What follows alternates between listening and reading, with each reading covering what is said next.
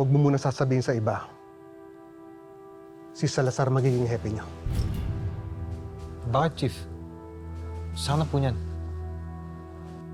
Inalok ako ni President Romero na maging hepe ng buong kapulisan.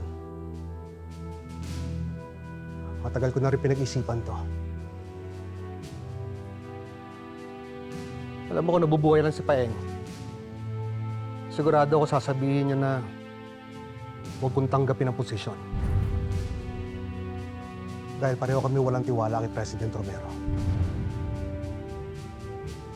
Pero ngayon, buo na desisyon ko. Tatanggapin ko ang posisyon. Dito mababantay ako bawat kilos at galaw niya. At dito malalaman ko ang katotohanan.